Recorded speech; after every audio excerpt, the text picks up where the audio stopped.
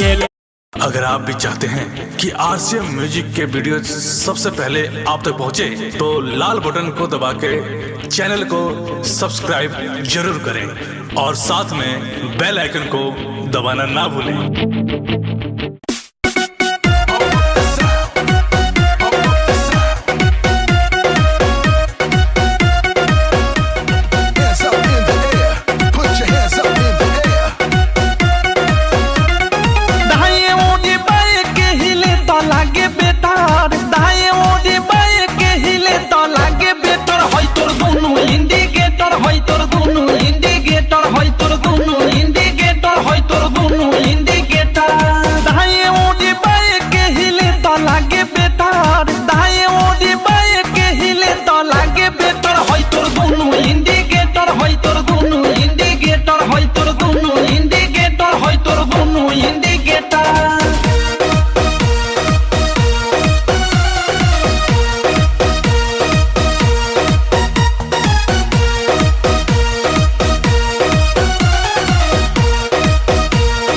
जोबन होई फ्यूज जे करबे तू यूज होई चढ़ल तोर जवानी छोड़ता काहे पानी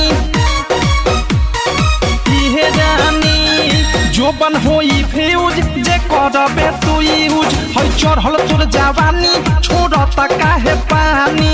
लौ की तो बनी न्यूज जदी उठी से तार लौ